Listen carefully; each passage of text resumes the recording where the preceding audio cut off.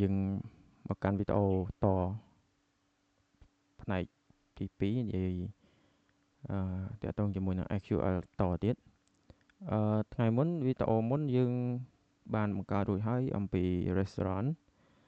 ដែលយើងបានឃើញនៅក្នុងរូបភាពនេះស្រាប់ហើយ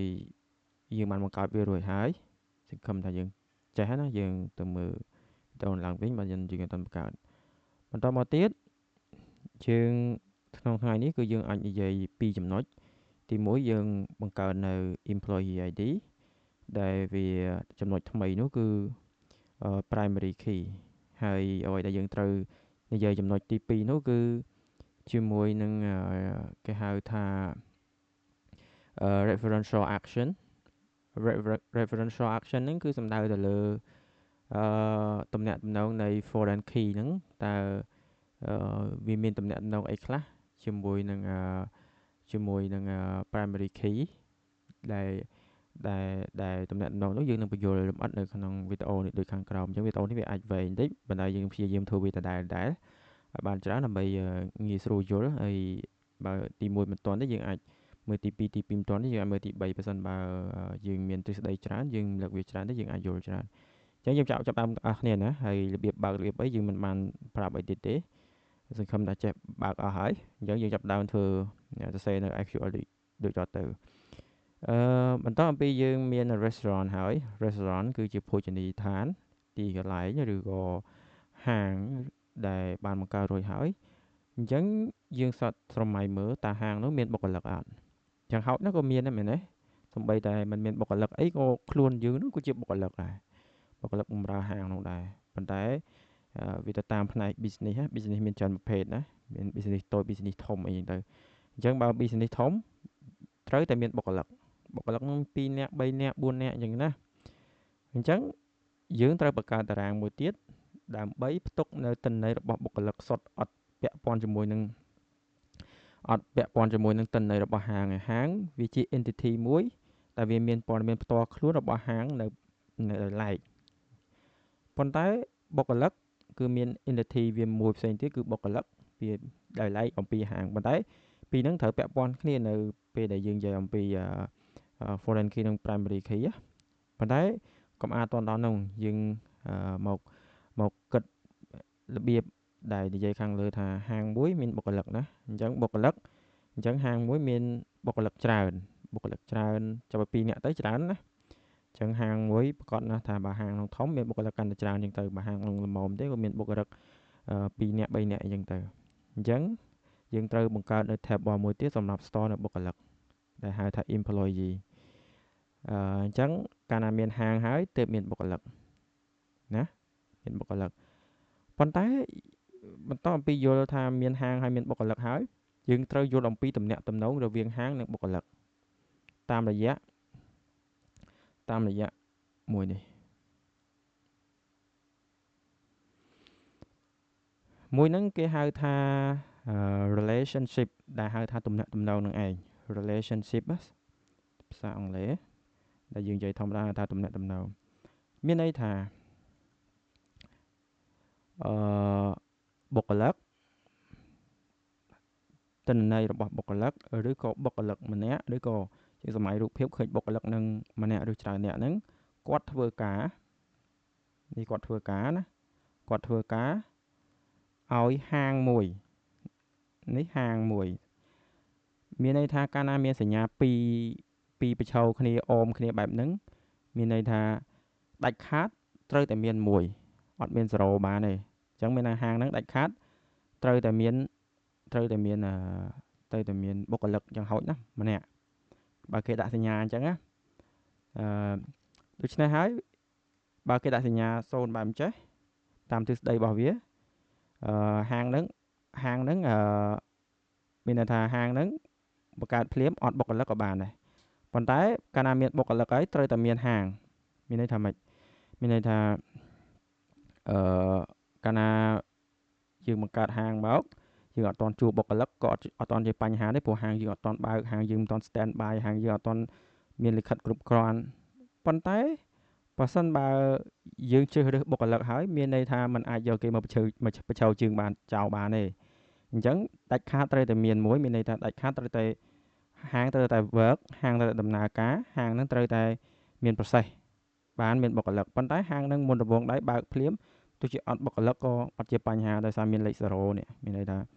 អត់ទាន់មានក៏បានដែរអត់ទាន់មានក៏បានដែរប៉ុន្តែមានច្រើនក៏បានដែរមានច្រើនក៏បានដោយសារអីនេះយើងមើលសញ្ញាណា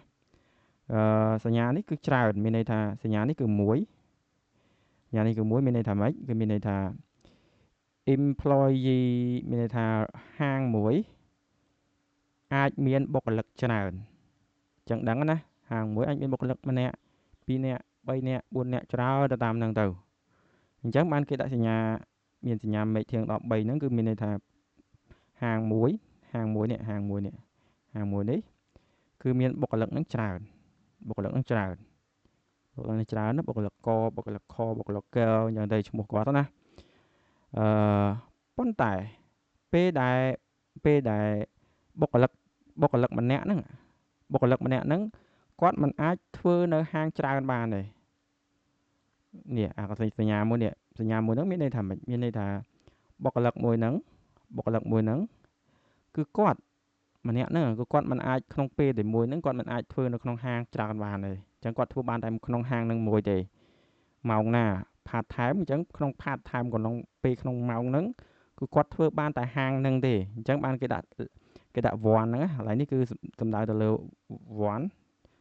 សំដៅទៅលើ one កន្លែងនេះ one កន្លែងនេះសំដៅទៅលើភាសាបច្ចេកទេសសំដៅទៅលើ many អញ្ចឹងមានន័យថា one too many អញ្ចឹងសរុបទាំងពីរមកវាបង្កើតបានជាទ្រឹស្ដីបត់មួយទៀតគឺ one too many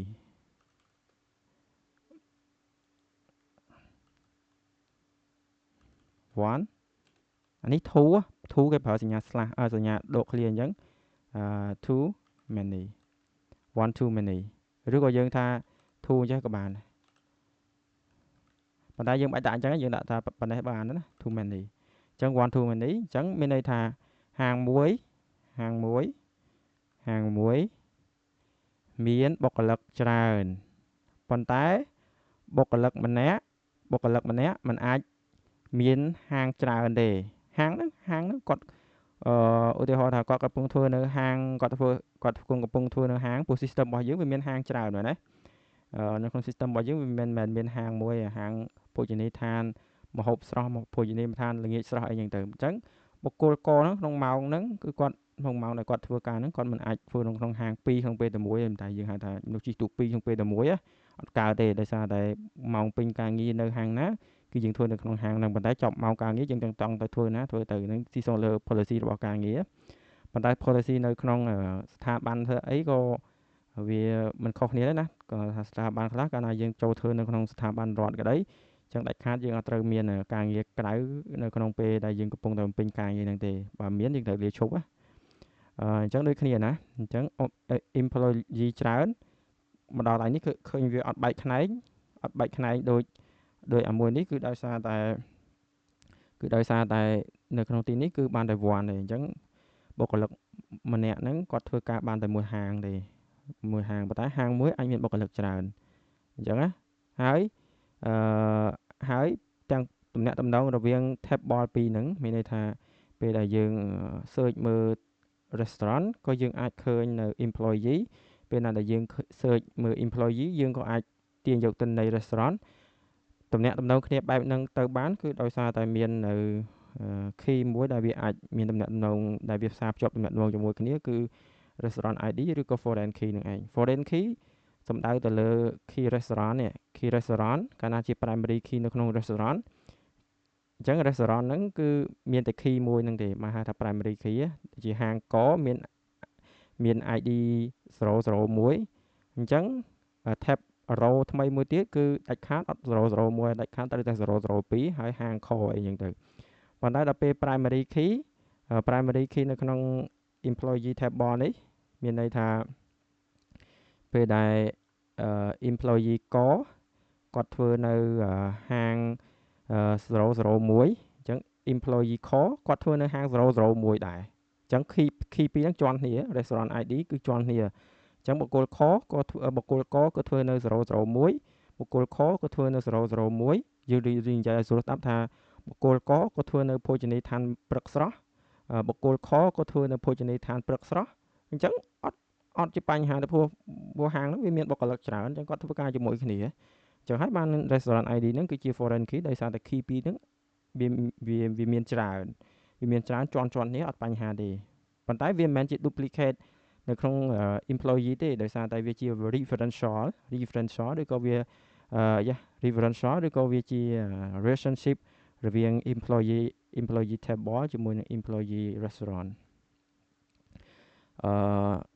ដូច្នេះហើយបានគេ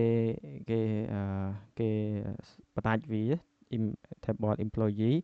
នៅផ្សេងហើយ table restaurant នៅផ្សេងគេមិនឲ្យ restaurant ហ្នឹងផ្ទុកនៅ table employee នៅក្នុងនោះដែរទេដោយសារតែវាមានព័ត៌មានរៀងខ្លួនហើយវាបង្កឲ្យ table របស់យើងហើមប៉ោងដោយសារតែ table ខ្លះរោខ្លះបើយើងធ្លាប់រៀន Excel យើងដឹងណារោខ្លះវាមានទិន្នន័យរោខ្លះអត់ទិន្នន័យចុះបើវាច្រើនរោច្រើនពាន់រោអត់ទិន្នន័យអីហ្នឹងវាសុទ្ធតែស៊ី space memory អញ្ចឹងវាធ្វើឲ្យខាតធ្វើឲ្យវាឲ្យធ្វើការឲ្យវាឲ្យអស់ space ណាវាធ្វើឲ្យពេញទិន្នន័យជាដើមឡើយអញ្ចឹងទៅដោយទាំងយើងមិនបានប្រើអញ្ចឹងគេត្រូវបដាច់វាគេត្រូវធ្វើបដាច់វាដើម្បីឲ្យទិន្នន័យ store ទៅវាមិនបងខាត space ជាដើមឡើយអញ្ចឹងយើងសង្ឃឹមថាយល់ហើយមុនដំបូងវារៀងពិបាកតិចប៉ុន្តែមិនអីទេវីដេអូ2វីដេអូ3វីដេអូ4វីដេអូ5ទៅយើងព្យាយាមតាមដានទៅប្រហែលជាអាចនឹងយល់កាន់តែនេះថែមទៀតណារៀនមុនដំបូងយើងកុំតន់យល់អីស៊ីជម្រៅអីយើងព្យាយាមតិចបើយើងស៊ីជម្រៅក៏មិនអីទេដោយសារតែយើងខ្លាំងប៉ុន្តែបើយើងខ្សោយទៅយើងកុំតូចចិត្តនឹងយើងខ្សោយអីយើងព្យាយាមយល់វាទៅចុងក្រោយអ្នកខ្សោយហ្នឹងឯងដែលខ្លាចជាអ្នកខ្លាំងបានអញ្ចឹងយើងបង្កើតនៅ employee ណាព្រោះ restaurant យើងក្នុងវីដេអូ part 1យើងបាននិយាយរួចហើយអញ្ចឹង restaurant យើងពីវាធំតិចមាន property ប៉ុណ្ណេះអញ្ចឹងយើងចាប់ផ្ដើមបង្កើតណា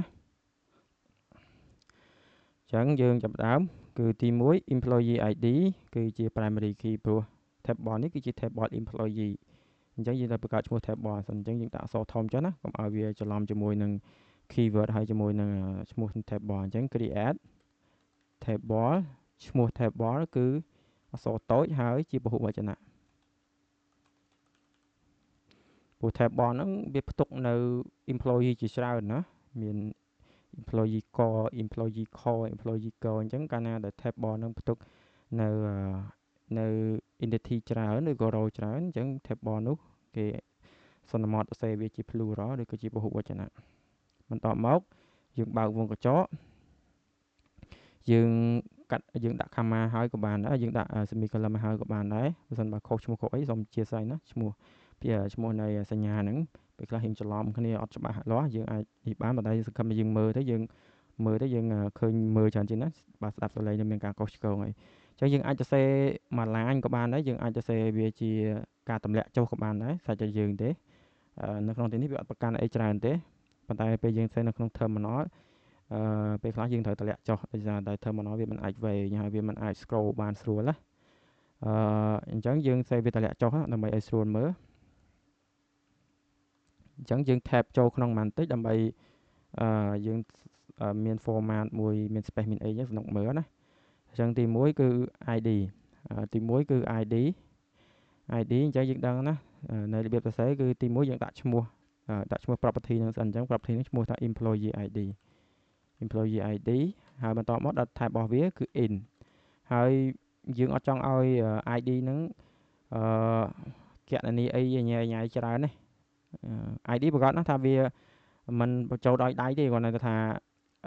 វាមាន auto increment ហើយនឹងមួយទៀតគឺយើងធ្វើតាក់ទងជាមួយនឹងការគណនាបែប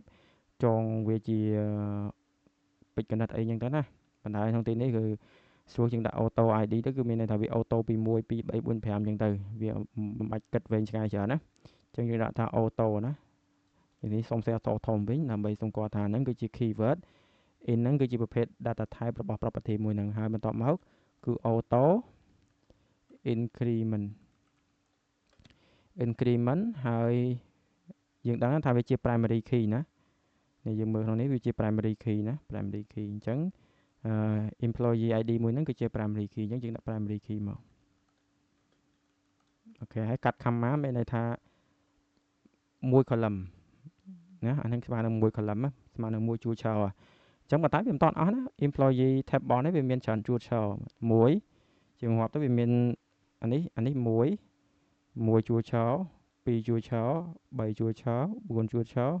និង5ជួរឆោ6ជួរឆោអញ្ចឹងជួរឆោនីមួយៗសុទ្ធតែមានតនន័យជារ៉ូរៀងៗខ្លួនណាអញ្ចឹងវាមាន6អញ្ចឹងវាបាន6ឥឡូវបាន6ទៅយើងបង្កើត5ទៀតបន្តមកទៀត property name មួយទៀតគឺ restaurant ID អញ្ចឹងយើងសេប្រយ័ត្នប្រយែងតិចកុំឲ្យសេខុសឈ្មោះ restaurant ID restaurant ID ក្នុងទីនេះគឺយើងអត់តន់ដាក់វាជា primary key ភ្លាមទេគឺយើងគ្រាន់តែដាក់ restaurant ID ហើយយើងប្រកាសជាដាក់ជាយើងដាក់ data type វាមកគឺប្រភេទ in ណាព្រោះយើងដឹងហើយថាបោះយើង restaurant របស់យើងខាងលើនេះក៏វាជា in ដែរអញ្ចឹងយើងដាក់ដូចគ្នាណាបើ primary key នៅក្នុង table របស់វាជា in អញ្ចឹង foreign key របស់វាក៏ជា in ដែរបន្តមកចប់មួយ table ទៀតចប់មួយ column ទៀតបន្តមកទៀត name ហ្នឹងគឺយើងអាចបដាច់ជា2ក៏បានយើងសរសេរតែមួយក៏បានដែរតែក្នុងទីនេះយើង follow តាម diagram ហ្នឹងទៅគឺ name យើងដាក់ name តែមួយទៅណាដោយលើ full name របស់គាត់ហ្នឹងឯងហើយជាប្រភេទឈ្មោះរបស់គាត់វាមិនច្រើនទេឈ្មោះរបស់គាត់ណាអញ្ចឹងយើងដាក់ varchar ឈ្មោះរបស់គាត់វាណាមានតែឈ្មោះណាវែងពេកទេអញ្ចឹងឈ្មោះរបស់គាត់យើងដាក់ថា100ហ្នឹងដូចជាដាក់តែ100យើងគិតថាគ្រប់គ្រាន់ណាមើលឈ្មោះ100គ្រប់គ្រាន់អត់ឈ្មោះខាងដើមយើងអាច50ឈ្មោះអ្នកខ្លះយើងវែងបើយើងខ្លាចខ្វះយើងបន្ថែមទៅណាយើងបន្ថែមតាមជាក់ស្ដែងប៉ុន្តែឈ្មោះខ្មែរយើងអត់សូវវែងទេណាឈ្មោះយើងមកយើងសរសេរទៅមួយតួអក្សរមួយ character ហ្នឹងជាងរាប់ទៅវាមានឈ្មោះណាដល់100តួអក្សរណាអញ្ចឹងបើយើងខ្លាចបើយើងគិតទៅយើងគិតថាខ្លាចខាត space យើងដាក់តែ100ទេព្រោះកុំឲ្យវាខ្ជះខ្ជាយ space ពេកបន្តមកទៀតចប់ column ទី2ហើយ column ទី3គឺ position ហ្នឹងគឺតួនាទីរបស់គាត់បុគ្គលិកហើយប៉ុន្តែបុគ្គលិកនីមួយៗគាត់តែងតែមានតួនាទីណាវាតាមតួនាទីទៅតាមកន្លែងទៅតាមការងាររបស់គាត់ឧទាហរណ៍ថាបុគ្គលិកហ្នឹងគាត់មានតួនាទីជា general manager បុគ្គលិកហ្នឹងគាត់មានតួនាទីជា head ព្រោះដូចបាននិយាយពីខាងដើមសំបីតែអ្នកគ្រប់គ្រងក៏ជាបុគ្គលិកដែរគាត់ហៅថាគាត់មានតួនាទីផ្សេងគ្នាជា headquarter ជា host ជា server ជា waiter វាមានតួនាទីផ្សេងៗនេះទៅតាមភោជនីយដ្ឋានធំតូចអញ្ចឹងទៅអញ្ចឹងposition គឺជាសំដៅទៅលើតួនាទីរបស់គាត់ណាហើយបើយើងនៅក្នុង business របស់យើង analyze ទៅថាហាងរបស់យើងគួរមានតួនាទីប៉ុន្មានអាស្រ័យទៅលើទំហំនៃហាងហ្នឹងអញ្ចឹងយើងអាសាចូលទៅក្នុង position ហ្នឹងឯងអញ្ចឹង position របស់យើងក៏ជា string ដែរដោយសារតែ position យើងជាឈ្មោះអក្សរសំដៅទៅលើដូចជាអ្នកទទួលភ្ញៀវអ្នកប្រចាំការអីចឹងទៅសន្តិសុខអីចឹងទៅណាចង់និយាយជាឈ្មោះទេអញ្ចឹងយើងដាក់ជា varchar អញ្ចឹងយើងដាក់ថា100ដូចគ្នាចុះ100ដូចគ្នាចុះហើយបន្តមកទៀត column ទី4គឺប្រាក់ខែរបស់គាត់អញ្ចឹងយើងដឹងណាថាបុគ្គលិកទាំងអស់តែមានប្រាក់ខែអញ្ចឹង salary សំដៅទៅលើប្រាក់ខែ salary សំដៅលើប្រាក់ខែយើងដឹងណាអ្នកខ្លះបាន150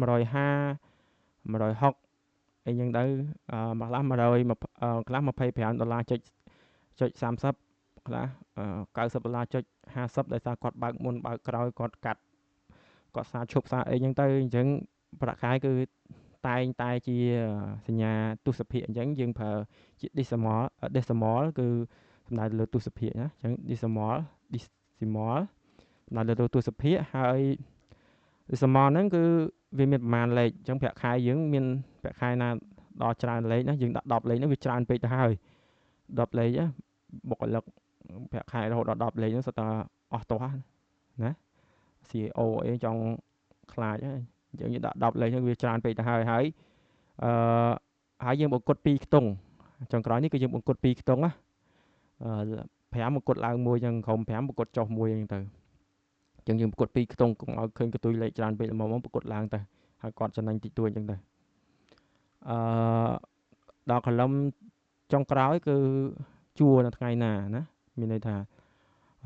យើងជួបុគ្គលិកហ្នឹងគាត់ចាប់ផ្ដើម start ការងារនៅថ្ងៃណាជួមកថ្ងៃណាចូលធ្វើការងារនៅថ្ងៃណាណាស៊ីសងទៅលើការងារដែលគាត់សម្ភាសជាប់អញ្ចឹងជាប់ពីថ្ងៃណាអញ្ចឹងយើងដាក់ថាមួយទៀតគឺដាក់ដល់ high date នេះគឺសំដៅទៅលើជួគាត់នៅថ្ងៃណាអញ្ចឹងតើទៅនៅថ្ងៃយើងដឹងស្រាប់ណាតើទៅនៅថ្ងៃគឺយើងប្រើ date time ក៏បាន date ក៏បានតែបើយើងដាក់ date time វាជាប់ទាំងម៉ោងទៀតណាបើតែយើងដាក់ date ទៅទេក៏មិនជាអីដែរគឺវាជាប់ថ្ងៃខែណាជាប់ថ្ងៃខែឆ្នាំអញ្ចឹងយើងអាចកណនាបានហើយចុងក្រោយនោះគឺ tab bar មិន tab bar ទេចុងក្រោយនោះគឺជាការជាដែលយើងហៅថា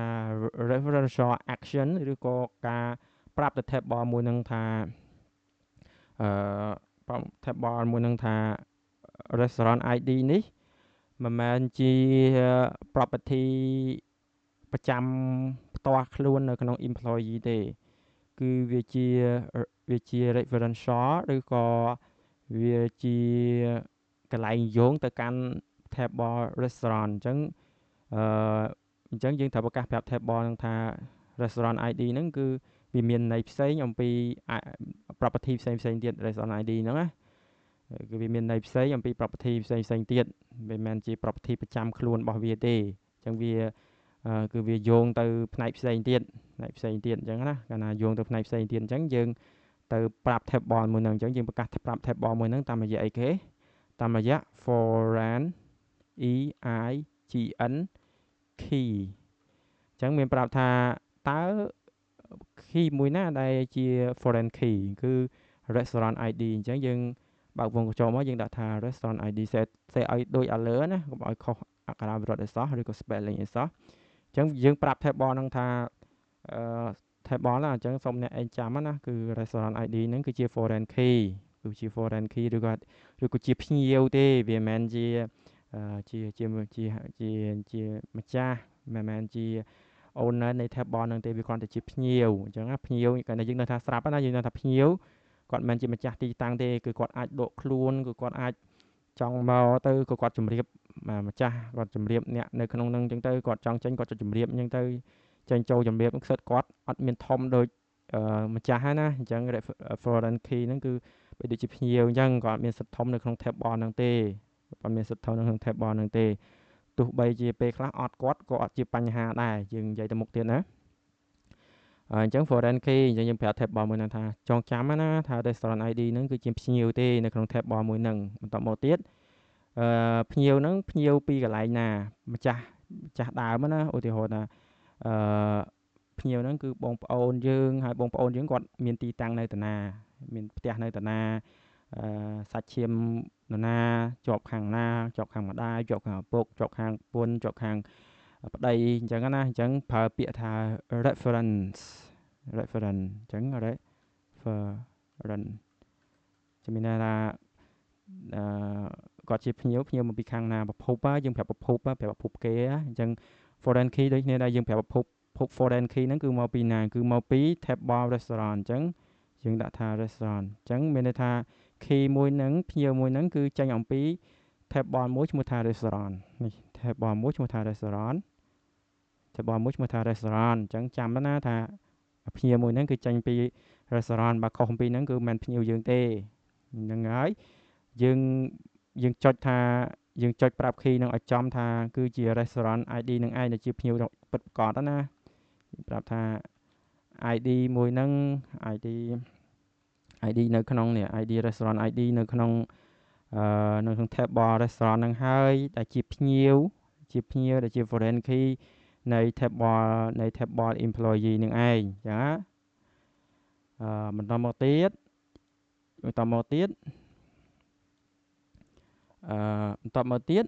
យើងអាច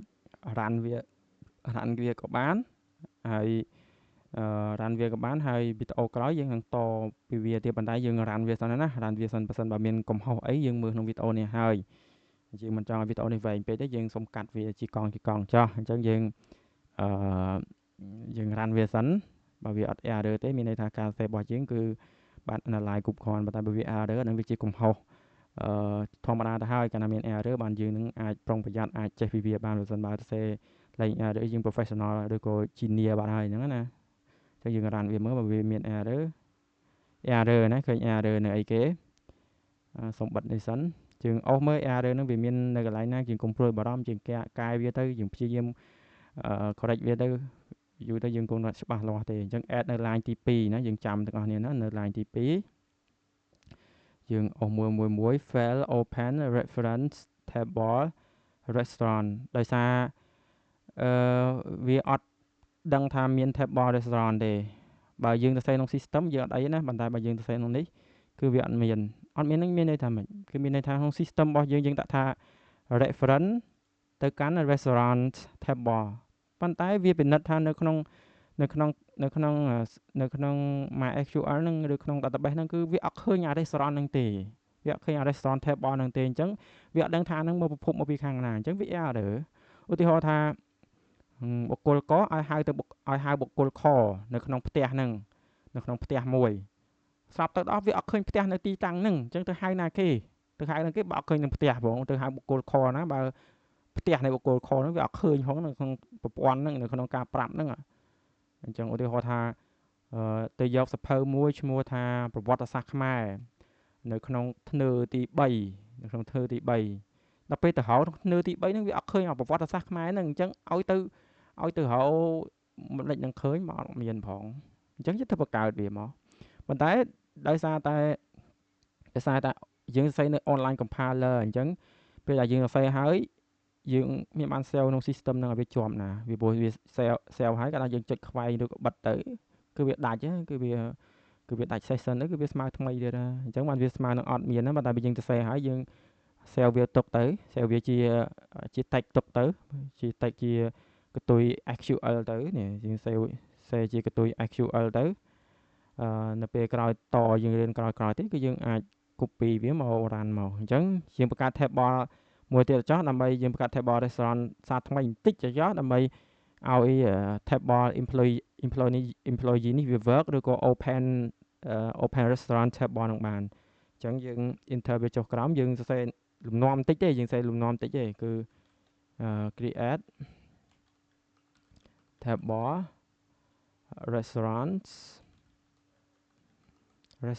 ហើយយើងដក clear មកនេះយើងឲ្យ clear នេះបន្តិច restaurant ហើយ restaurant ហ្នឹងគឺrestaurant ID គឺ integer គឺប្រភេទ integer auto increment ហើយជា primary key ជា primary key ឧទាហរណ៍ថាយើងប៉ុណ្្នឹងចោះយើងមិនសរសេរវែងទេដោយសារតែយើងធ្លាប់បានសរសេររួចហើយយើងធ្វើយ៉ាងម៉េចគឺយើងគ្រាន់ប្រាប់ថាឥឡូវហ្នឹងក្នុង system របស់យើងគឺមាន table ហ្នឹងមួយហើយអញ្ចឹង employee យើងអាចដំណើរការបានអត់អញ្ចឹងយើង run មើលហើយ error syntax យើងមើល syntax របស់យើងអញ្ចឹងរបស់យើងប្រហែលជាត្រូវហើយប៉ុន្តែនៅតែ error syntax ទេ error តាណាយើងសូមមើលវា error ត្រង់កន្លែងដែលបើកនេះ